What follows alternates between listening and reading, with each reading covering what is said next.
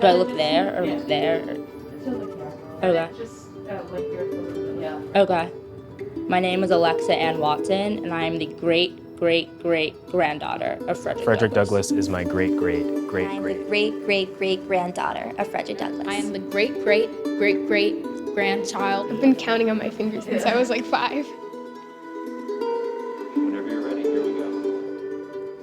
This is the 4th of July. It is the birthday of your national independence and of your political freedom. Fellow citizens, I shall not presume to dwell at length on the associations that cluster about this day. The simple story of it is that 76 years ago, the people of this country were British subjects. Oppression makes a wise man mad. Your fathers were wise men, and if they did not go mad, they became restive under this treatment. With brave men, there's always a remedy for oppression. They succeeded, and today you reap the fruits of their success. The freedom gained is yours, and you, therefore, may properly celebrate this anniversary. Fellow citizens, pardon me. Allow me to ask, why am I called upon to speak here today? What have I, or those I represent, to do with your national independence?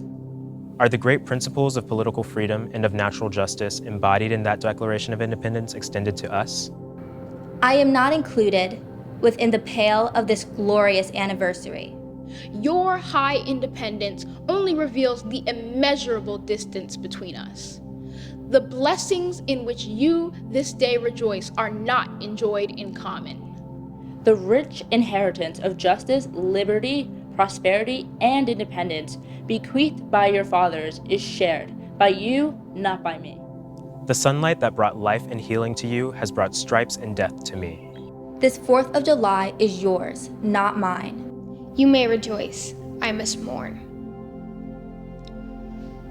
Fellow citizens, above your national tumultuous joy, I hear the mournful wail of millions. At a time like this, scorching irony, not convincing argument is needed. Oh, had I the ability and could reach the nation's ear, I would today pour out a fiery stream of biting ridicule, blasting reproach, withering sarcasm, and stern rebuke. For it is not light that is needed, but fire. It is not the gentle shower, but thunder. We need the storm, the whirlwind, and the earthquake. The feeling of the nation must be quickened. The conscience of the nation must be roused. The propriety of the nation must be startled. The hypocrisy of the nation must be exposed. And its crimes against God and man must be proclaimed and denounced. What to the American slave is your 4th of July? I answer, a day that reveals to him, more than all other days in the year, the gross injustice and cruelty to which he is the constant victim. To him, your celebration is a sham. Your boasted liberty an unholy license. Your national greatness, swelling vanity. Your sounds of rejoicing are empty and heartless. Your denunciations of tyrants, brass-fronted impudence. Your shouts of liberty and equality, hollow mockery. Your prayers and hymns, your sermons and thanksgivings, With all your religious parade and solemnity, are to him Mere bombast. Fraud. deception, Impiety. and hypocrisy. There is not a nation on the earth guilty of practices more shocking and bloody than are the people of these United States at this very hour.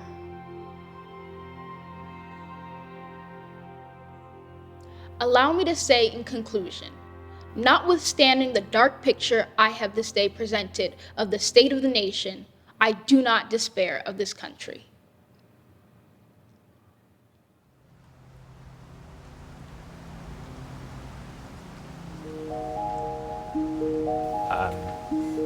This speech was written almost 170 years ago, but this part of it is still extremely relevant, especially with today's protests. I think that when people are oppressed, they feel silenced, and if someone feels silenced, they get angry. There are certain tactics that you need to use to get people to really hear your voice, and it's not always going to be just like a very calm discussion. I think he's mostly talking to the people who are already on his side, but believe that they can still try to talk this out, or that things are still justifiable. I know a lot of people at the time were saying, and people now are still saying, that it's not as bad as it could be. While the 4th of July probably does not feel the same to me as it does to others, I wouldn't say that it has no meaning, because it is the time when America as a country became free from another country. But I would say that it's not the time in which I gained my freedom. He had a lot of hope, especially for his age. And like, I'm getting to the point in my life where I'm only 20 years old, but I'm exhausted. Like, I have these thoughts like, will we ever really get to this point? Or is this really something that we should actually spend our time fighting for? Somebody once said that pessimism is a tool of white oppression, and I think that's true. I think in many ways we are still slaves to the notion that it will never get better. But I think that there is hope, and I think it's important that we celebrate Black joy and Black life, and we remember that change is possible, change is probable, and that there's hope.